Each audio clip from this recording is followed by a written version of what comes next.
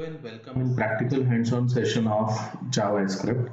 So from this particular session, we will be understanding what is function, and I have provided certain user stories. These are the user stories which you can see in front of you. So these are the user stories that we are going to fulfill. So I have provided you certain code snippets that you can take from this particular session. You can stop the recording and you can take the screenshot, which will be very useful for the next session. Okay, so let me just go one by one and let us understand what is something that we are going to implement. So our user story one says that it should have a way to add an issue in the issues list using function. So up till now what we have done, basically we had just understood on the console part that how you will be adding the issue in the issue list, right? Then issue list was basically one variable of array type, right? So we have seen that how you will be adding the data into array, but from here you will be understanding that how that particular thing can be done using function.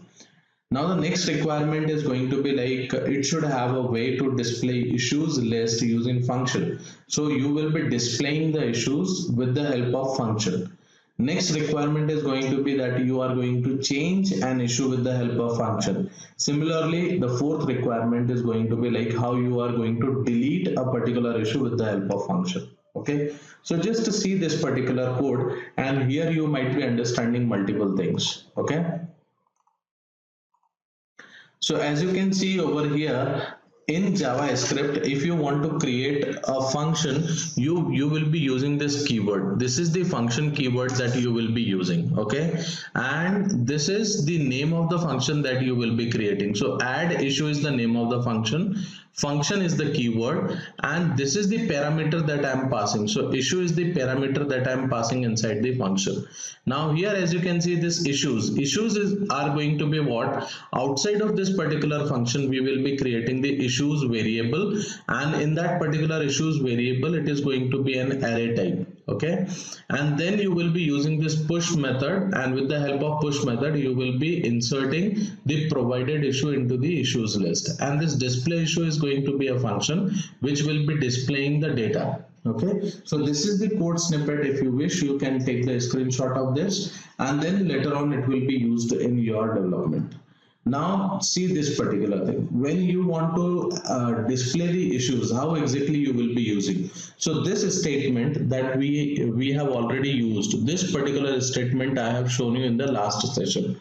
Okay, so you have seen that how exactly you will be displaying the data.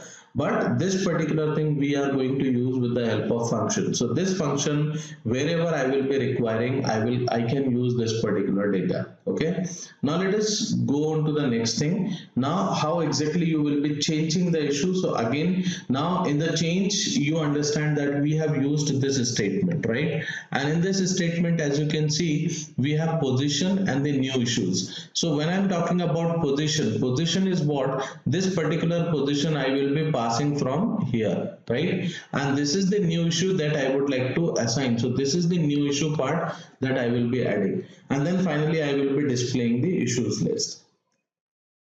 Now in the delete issue, again you can see this particular thing. Splice method is something which will be deleting the number of items that you are providing, right? So let's say on this particular position, if I will be saying that I am passing 1, it means this is the first index that I would like to pass, and from here how many number of items you want to delete. So this second argument is basically the number of items you want to delete. Okay, so this you need to understand.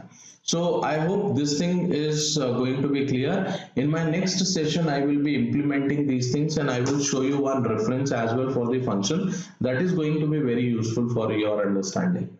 So thank you very much till here. I will be coming once again and we'll be talking about the function practically. Thank you very much.